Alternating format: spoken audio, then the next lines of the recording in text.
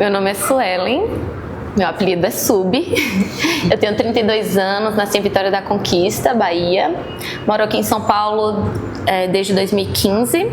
Meu nome é Thalita, tenho 39 anos, nasci em São Paulo, na Avenida Paulista, Hospital Santa Joana.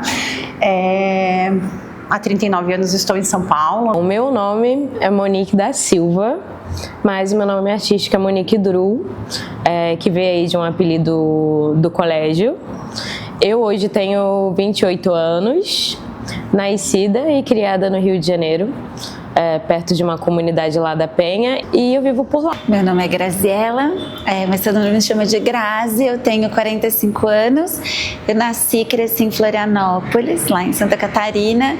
Já durante a minha juventude eu morei em vários lugares, morei em Curitiba, morei no Rio de Janeiro, morei em Belo Horizonte, morei em Nova York. Agora eu tô aqui em São Paulo já faz 8 anos. Meu nome é Sara Alvim, mas eu sou mais conhecida como Sara Dodge, por conta do meu trabalho, né? Enfim, eu sou nascida em Juiz de Fora, Minas Gerais, uma cidade um pouco do interior, não tão grande. Cresci em várias cidades do Brasil, assim, de Minas principalmente, né?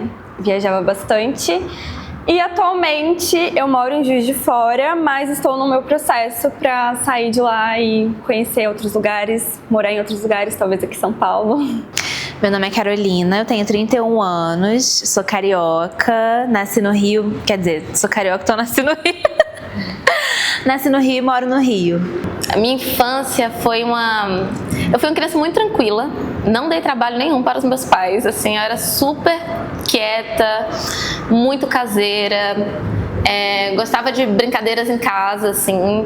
Gostava de brincar na rua, eu acho que era o máximo de trabalho que eu dava era querer brincar de bola na rua com os meninos. Sempre fui uma criança muito curiosa, eu acho que isso já diz muito assim, sobre mim enquanto artista, porque eu queria fazer mil coisas. E uma curiosidade minha de criança é que eu era apaixonada por dança, mas eu não conseguia entender essa lógica da dança, assim, mas eu queria muito ser bailarina. Eu fiz balé, né, dos 2 anos, 3 anos, alguma coisa assim, até minha adolescência. Fiz samba, fiz jazz, na escola tinha axé e sempre gostei muito de dança, mas minha mãe sempre foi muito conservadora e aí eu fazia tudo escondido. Tanto que a minha melhor amiga Janaína, ela levava roupas pra mim, né, pra gente dançar, porque eu não podia levar, porque minha mãe não sabia. Então ela que levava e a gente dançava escondido lá na escola, tinha apresentação, nossa, na época do El Chan, né, shortinho, botinha, amava, a gente ensaiava juntas no banheiro. Na época de DVD pirata e essas coisas, a gente comprava uns DVDs de clipe, que tinha vários clipes, que eu acho que era Videotrax, e a gente ficava dançando assim na frente da TV, isso muito pequeno assim. Eu lembro muito claro de eu e os meus irmãos dançando, e meu sonho era fazer ginástica artística, mas eu lembro que para minha realidade era uma atividade tipo muito cara e uma atividade que não se encontrava assim tão fácil, e aí a minha avó colocou a gente no balé, eu e minha irmã. E aí foi onde tudo começou, assim. Eu gostava do balé, mas o balé sempre foi um local meio tóxico, eu diria. Até mesmo porque eu era uma pessoa, uma criança muito nova, e eu não tinha vontade de ser bailarina profissional. Não sei se hoje se encontra dessa maneira, mas antigamente era algo muito... você faz balé para ser uma bailarina. E aí essa pressão me deixava um pouquinho mal. Mas eu lembro que como era muito turbulenta assim a parte da minha infância, eu gostava muito de sair para dançar. Essa parte de eu estar sempre com os meus pais e ter sempre alguma coisa assim com eles, dançar era sempre muito bom. Eu cresci nos anos 80, assim, né? Então eu via, tipo, Gretchen, Chacretes na televisão e eu gostava muito, eu tentava reproduzir.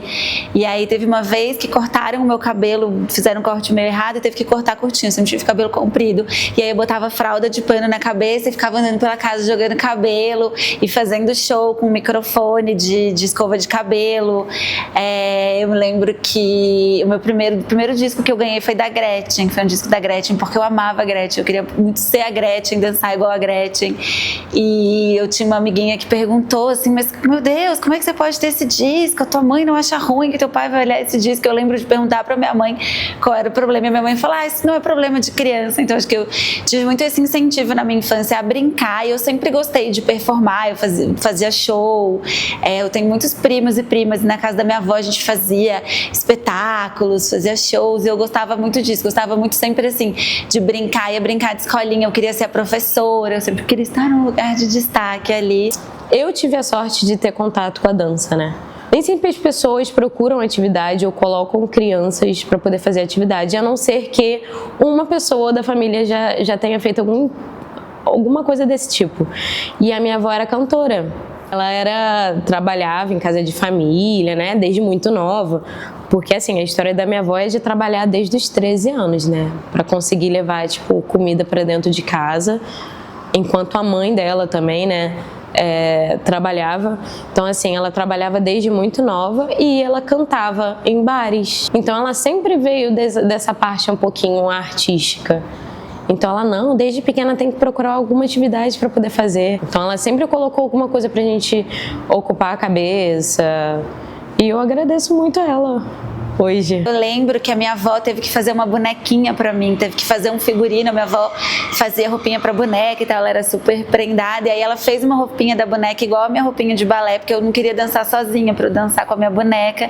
E aí eu lembro de terminando a apresentaçãozinha lá, eu levar a minha bonequinha na beira do palco pra entregar pra minha avó, abraçar minha avó. Eu estudava numa escola para pessoas ricas por conta da profissão do meu pai, ele era professor universitário. Então eu sempre tive acesso, né, a boas escolas por conta do trabalho dele, enfim.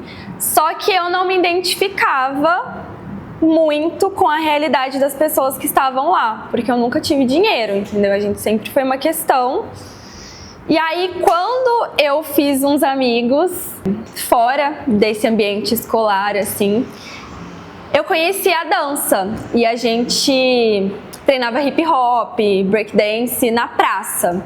E eram pessoas que tinham uma realidade diferente da minha, não tinha esse acesso a esse lugar que eu tinha, por exemplo, e eram marginalizadas de diversas formas também. E esse grupo, tipo, me acolheu, sabe? E aí as minhas lembranças fortes com dança, eu lembro disso, desse acolhimento de quando eu entrei para esse grupo e eu vi que eu era parte de algo também, sabe? A dança, ela me trouxe esse sentimento de pertencer, de coletividade, porque como eu sempre fui muito quietinha na minha, sempre muito sozinha, eu acho, meio perdida, sabe? Me questionando sobre tudo desde novinha, desde que eu me entendo por gente, eu senti que quando eu tava nesse espaço, nesse lugar com essas pessoas e aprendendo e dançando, eu tinha um ar também, eu tinha um lugar no mundo, assim, tipo, eu me encontrei, sabe? Dançando com sentimento, assim, tipo.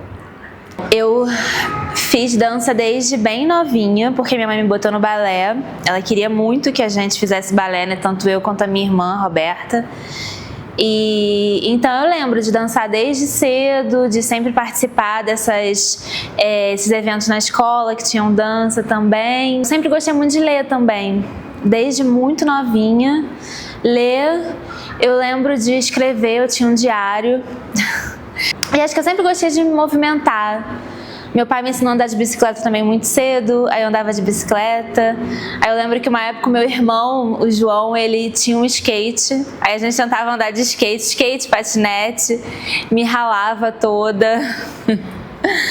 Mas foi uma infância legal, assim, de boas, traumas normais de infância, sabe? Eu conheci o pole em Vitória da Conquista, em 2014.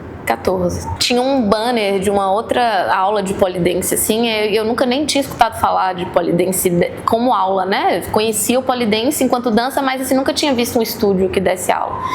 E aí eu fazia tecido numa academia, era uma academia que tinha muitas coisas, tipo, tinha natação, luta, circo e tinha essas aulas de pole. E aí eu falei, vou fazer uma aula aqui pra ver esse negócio aqui, o que é. E aí eu achei muito legal. Falei, meu Deus, isso é muito legal.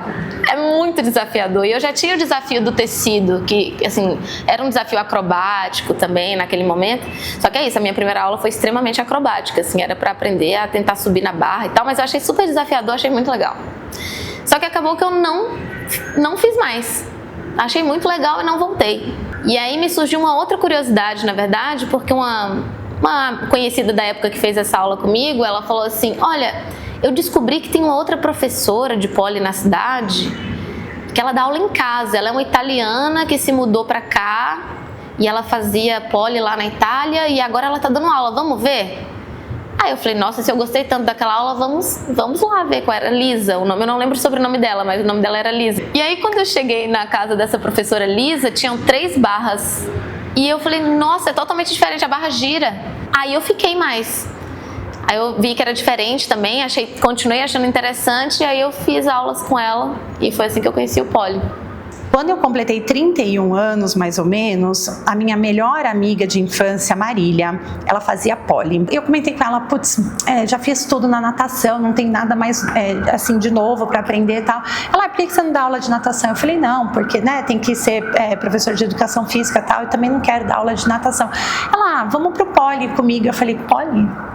Eu falei, não, nada a ver o poli comigo, tipo, tem que sensualizar, imagina, eu sou tão estabanada, não vou pro poli, você tá maluca.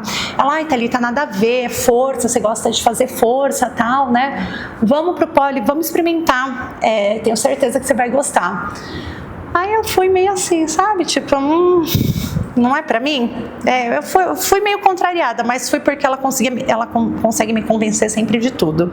Eu cheguei no estúdio, eu assim, tipo, me apaixonei, né? E eu falei, gente, é isso, eu quero isso pra minha vida. Aí tava conciliando poli com natação, com trabalho, com filho, com casa. E aí foi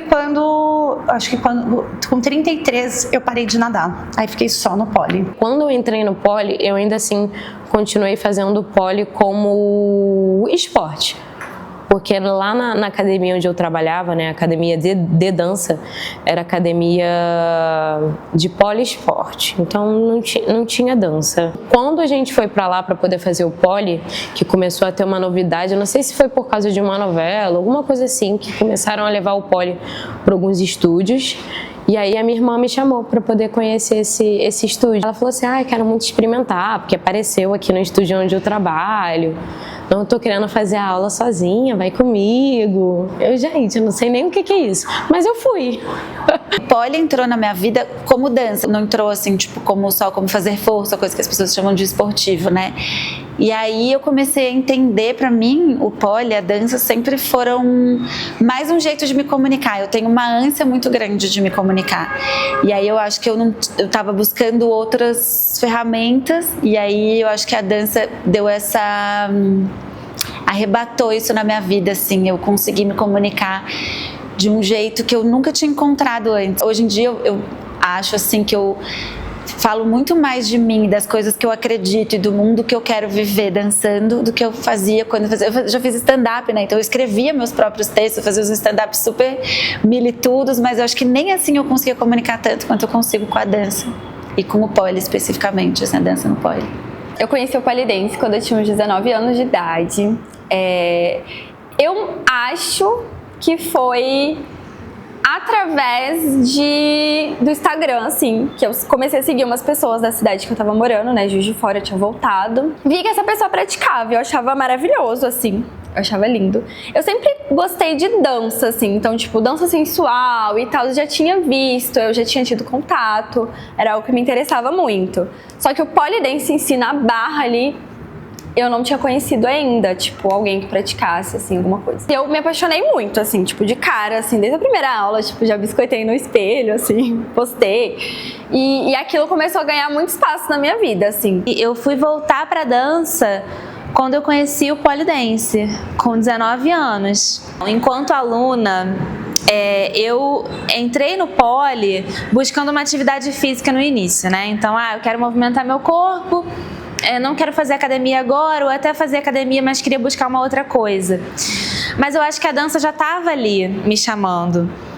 Porque a ideia, quando a gente pensa no imaginário social em relação ao poli, é da dança, né? Da dança sensual especificamente, não é de um esporte olímpico. Então, eu acho que aquilo ali pra mim já estava muito nas entrelinhas, mas eu estava atrás de uma atividade física a princípio.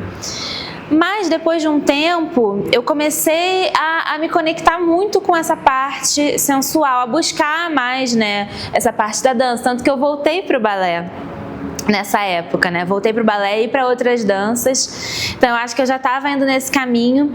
E aí tinha algumas aulas específicas, né? Semanas coreográficas nesse lugar que eu fazia. Não se passavam sequências nas aulas, mas a gente era estimulada a trabalhar nossas próprias coreografias para essas semanas. Aí eu comecei sei lá, aquilo começou a fazer meu olho brilhar mesmo, né? E aí eu lembro de ver vídeos do Júlio e da Ana Bia e ficar assim completamente apaixonada por aquilo, ver a Ana Bia de salto e falar, cara, é isso que eu quero fazer.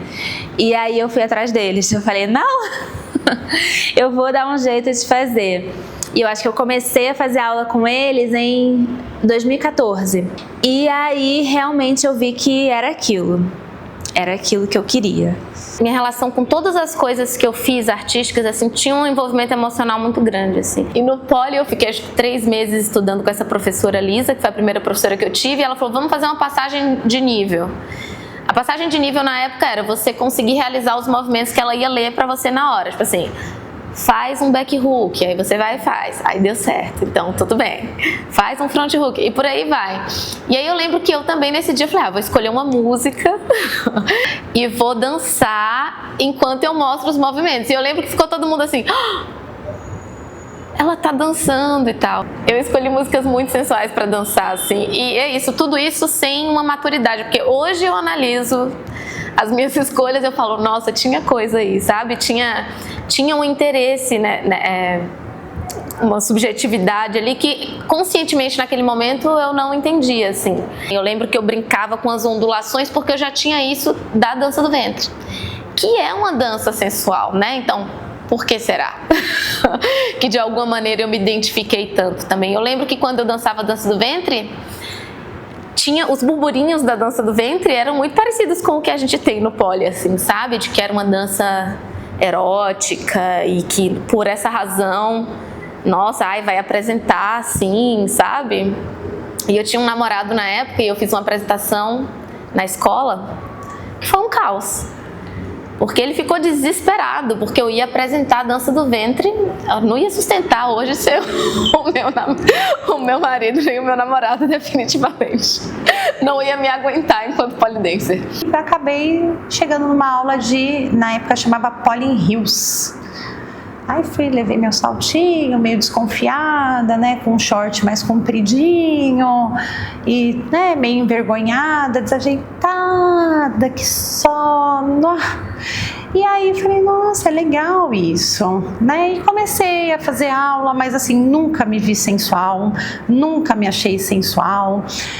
Mas aí achei legal, eu me achava bonita, né? Eu via meus vídeos e falava, nossa, eu tô bonita aqui, me achava gostosa, coisa que, nossa, nunca me achei, né? Falei, nossa, que legal isso que eu tô fazendo, né? Me sentia poderosa, falava, nossa, Thalita, você tá arrasando.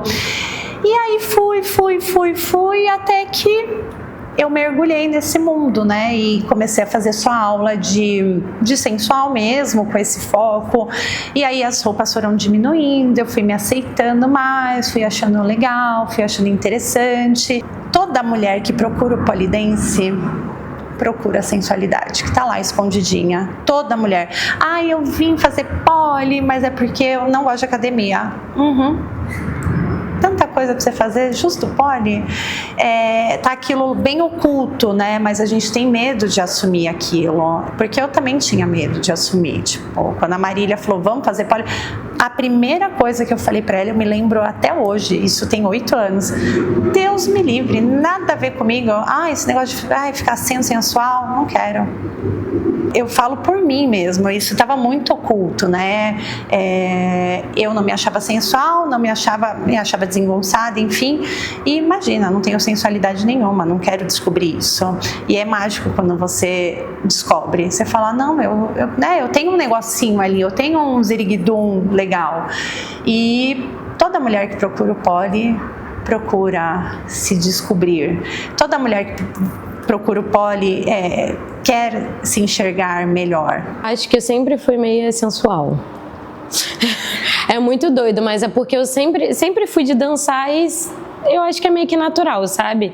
Até mesmo dos artistas e que eu gostava de acompanhar, né? A Beyoncé, a Rihanna, a Pussycat Dolls, são artistas, né, que já são sensuais. Então, assim, eu sempre me identifiquei e fui levando. Era quase que, hoje eu sou assim, mas se pensar bem, já tinha os traços, né? Aí eu retorno um pouco para a infância, porque eu lembro de essa coisa da sensualidade sempre me chamar muito. Eu via os saltos da minha mãe, as lingeries da minha mãe, os batons, minha mãe odiava. Mas eu ia lá escondida buscar essas coisas dela, e sempre foi uma coisa que tava ali, não sei, eu via filme, via novela, e eu olhava umas mulheres sensuais e eu ficava, nossa, quando eu crescer, eu quero ser assim. Eu acho que nesse momento eu olhei e falei, opa, isso aí do poli, isso é dança, isso também é sensual.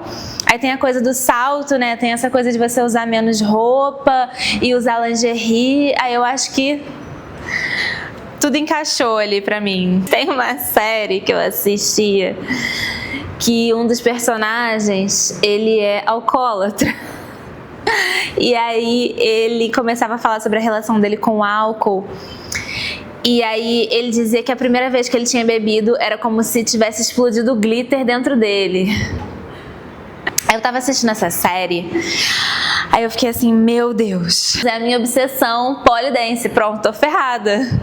Porque eu lembro de ter sentido uma sensação assim, absurda também, de me encontrei, pronto, é isso. Eu conto pra todo mundo que eu olhava os vídeos da Ana Bia, e a Ana Bia sempre fez muita coisa, né, absurda no poli, assim, tanto de dança quanto de acrobático. Mas eu olhava ela carcando o chão, e eu ficava assim, cara, eu quero muito fazer isso. Isso é o que eu mais quero fazer. Quando eu comecei a fazer poli em Florianópolis, essa escola também, por sorte, tinha essa mesma lógica. Assim, a gente aprendia, treinava giros, e aí juntava e fazia tipo uma improvisaçãozinha. A professora guiava tipo um improviso com aqueles giros que a gente tinha aprendido, botava umas coisinhas e a gente ia experimentando. E nessa época eu não me achava muito sensual, gatinha, nada disso. Eu tinha um rolê, eu trabalhava com humor, trabalhava no teatro, eu tinha um rolê, eu sempre falava assim, eu seduzo porque eu sou muito engraçada, meu lugar é o da engraçadona, divertida. E aí eu sempre ria nessas horas, falava, vocês estão tão sensuais, eu sou aqui a engraçadinha fazendo essas coisas. E aí uma professora um dia falou, deixa eu te gravar, e aí ela gravou. E eu olhei, e quando eu me vi dançando, eu não me reconheci, tipo, eu falei, caralho, essa menina é muito gostosa, caralho, que menina foda, eu gosto sensual, meu Deus, cara, tipo, não é a mesma coisa eu e essa mulher aqui, sabe? Teve isso, e aí teve a primeira vez que a escola que eu fazia dança lá em Floripa foi fazer uma apresentação num teatro. E aí eu fui dançar, e eu lembro que eu dançava de salto, mas saltinho normal, assim. E aí a primeira vez que eu vi uma mina de pleaser. E aí eu lembro até hoje a Priscila, ela fez barriga assim na frente da barra, ela botou as duas pernas pra frente, bateu o pé na frente, assim, bateu o salto na frente, pisou atrás, e eu falei, é isso que eu quero fazer, é exatamente isso, eu não quero fazer mais nada do que eu tô fazendo até agora, eu só quero dançar nesse salto de acrílico, era um salto de acrílico transparente, nesse salto de acrílico, e eu quero bater o meu pé, é isso que eu quero fazer, eu quero dançar desse jeito. Eu acho que começou essa faísquinha, assim, dessa coisa de entender que o poli veio das strippers. E aí eu fui pesquisar por mim mesma e fui vendo. E aí eu falei, cara, é isso, assim, é muito legal, faz muito sentido, sabe? As mulheres que vieram antes, aí meu lugar Melitudo veio, assim, tipo assim, o caminho que elas abriram pra gente, olha que louco isso. Aí eu lembro que eu comecei a ler uns artigos em inglês, porque isso era, sei lá, 7 anos atrás, 8 anos atrás, falando sobre a diferença, tipo assim, do poli, né, que as pessoas chamam de poliesporte, eu não gosto muito dessa nomenclatura, mas desse poli mais acrobático, né, assim, que como é que é a marcação na música para esse tipo de vertente, e o polidense sensual, né, esse polidense de stripper, a música é outra coisa, assim, a gente dança num outro lugar, a música leva para outros lugares, a gente não necessariamente vai pensar numa marcação de balé, de uma dança mais convencional.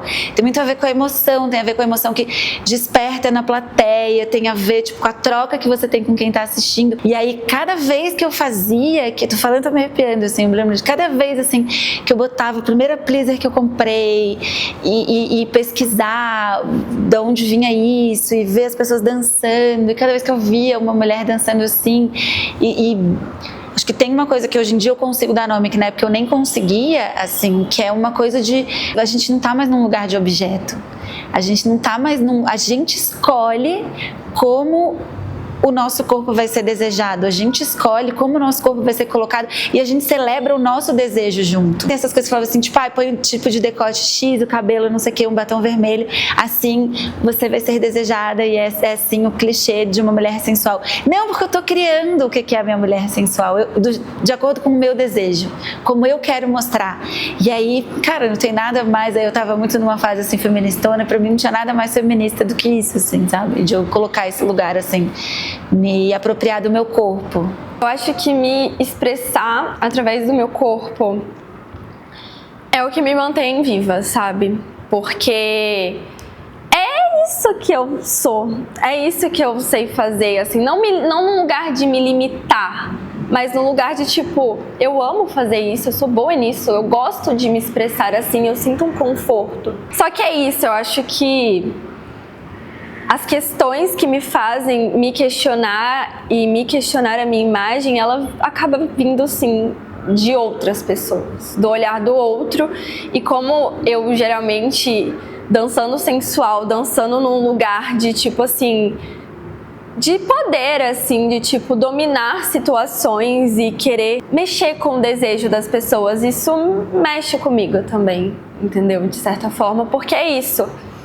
Me dá muita liberdade de fazer muita coisa, mas às vezes eu também penso sobre isso, tipo, por conta da impressão das pessoas sobre mim, entendeu? Eu sei que não deveria ser a coisa mais importante, mas eu acho que influencia um pouco quando você tá sempre muito exposta. As pessoas, de maneira geral, também, quando perguntavam, você trabalha com o quê? Eu me vi nesse lugar de falar, eu trabalho com dança. Que tipo de dança? Aí você para 3 segundos e pensa, eu falo? Será que eu falo? E aí entram várias questões, várias camadas, né? Porque vai muito além só do que é o poli, vai na verdade no lugar de que mundo é esse que a gente vive, né? Que sociedade é essa que a gente construiu, porque aí você começa a sentir medo, sim, de algumas coisas, né? Porque você não sabe como que o outro vai lidar com uma informação que diz muito sobre você. Para aquela pessoa diz muito sobre você, né? Olha, eu acho que essas opiniões negativas em relação ao poli, elas tiveram um peso, né, muito grande. Afinal, o poli, ele foi para esse lugar, ele tentou, né, mudar completamente, deslocar o sentido do poli, justamente por uma tentativa de sobrevivência mesmo, eu acho. E para que as pessoas pudessem fazer o que elas queriam sem sofrer esse julgamento. Então, eu sei que muitas pessoas que foram para esse lugar do poliesporte ou foram para esse lugar do eu não faço polidança, eu não faço polissensual, eu não julgo totalmente, sabe? Eu sei que elas tiveram esse lugar, muitas delas tiveram esse lugar de eu preciso me defender e continuar fazendo algo que eu gosto sem receber toda a carga que vem com isso. É claro que nem todas, outras também por uma questão de eu penso assim e eu não gosto e tal. Então, eu acho que teve esse momento onde o poli precisou dessa fase para se difundir, e eu acho que hoje a gente está num momento diferente, porque aí os dançarinos, os polidancers que foram surgindo e que foram estudando e que foram se interessando pela história do poli viram a necessidade de falar sobre isso. Falaram, não, então vamos falar, então vamos trazer uma outra perspectiva, a gente pode dançar sim, então vamos falar sobre o erótico, vamos falar sobre o sensual, por que não? E aí eu acho que essas questões começaram a surgir e foram ampliando as nossas possibilidades, e ampliar as nossas possibilidades, na verdade, foi resgatar o que a gente já tinha, né? Que a gente só... aquela coisa que você meio que deixa de lado ali. E eu acho que todo mundo faz isso um pouco no começo, quando você não tá em contato com todas essas discussões, porque você fica um pouco assim, ai, será? Eu lembro que eu ficava assim também um pouco no começo. Quando eu percebi que tinha esse olhar de julgamento de todo mundo, eu ficava me justificando um pouco no começo, assim. Eu faço poli, mas olha, o poli é uma atividade física muito legal. Então você fica tentando justificar e dizer que aquilo é importante de alguma maneira, sem entrar no campo do que é mais perigoso. Perigoso bem entre aspas, né? Perigoso para as pessoas, assim, falar sobre isso. Então você fica... Até que chega um momento de maturidade que você fala, não, a gente precisa falar disso. Nossa, vamos falar disso, sim, vamos fazer esse negócio acontecer. Perigoso para as pessoas é encarar que o erótico é fundamental.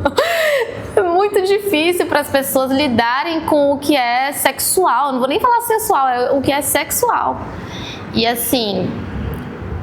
a gente precisa disso, né? A gente vive a partir disso, assim, a gente surge a partir disso. Então, a gente tem uma sociedade extremamente conservadora e é impressionante que algumas discussões a gente tenha hoje, né, assim, em 2024, mas o poli, ele entra nesse lugar, né? Então, sendo uma dança que vem de strip club, sendo uma dança que vem de um lugar que é considerado marginal, que é considerado sujo, que é considerado errado, é de se entender que as pessoas, né, olhem para isso e falem, por que você está fazendo essa dança? Isso faz de você uma pessoa suja, uma pessoa errada. Mas isso por quê? Porque as pessoas encaram a vida sexual dessa forma. Então é muito um reflexo de como a gente lida com o erótico hoje. Poucas coisas artísticas que estão ligadas ao erótico, e aí, independente de ser a dança, de fato são valorizadas, assim, são vistas aos olhos da sociedade de maneira geral como arte, né? Então pode ser qualquer coisa, uma ilustração que leva para um lugar erótico, a pessoa vai olhar para aquilo e vai falar, é pornografia, né? Sem uma discussão de distinção dessas coisas, ou tem valor artístico nisso, não tem, por que não tem? Né? Acho que é muito fácil hoje que as pessoas olhem para tudo que está relacionado ao erótico e falem, não tem valor artístico. E aí, consequentemente, a dança. Então, você faz balé, que lindo. Uau, artista. Você faz polidense? Isso não é artístico, isso é erótico. Mas por que o erótico não é artístico, né? Então, esse questionamento fica ainda tá, né? Não é nenhum glamour.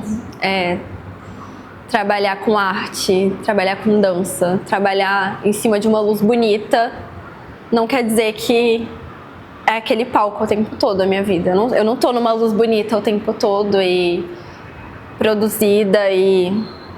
Não é muito difícil, na real. É muito difícil sustentar estar nesse lugar. Não é todo mundo que tem acesso, é tudo muito caro, é tudo desgastante, assim. Não é querendo colocar como, tipo, é só isso.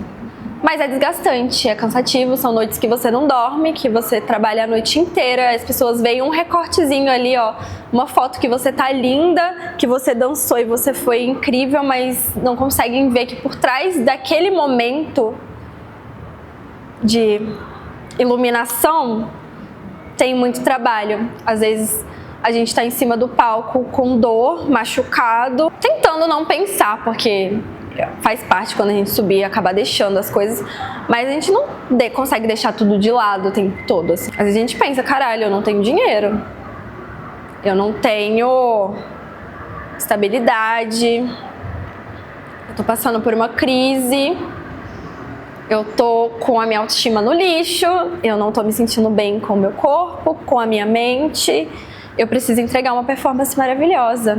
Não é me cobrando de, tipo, ser algo pros outros, mas quando você tá dançando ali, você tem que passar por tudo, A dança, ela, no geral, ela é desvalorizada para quem não faz dança.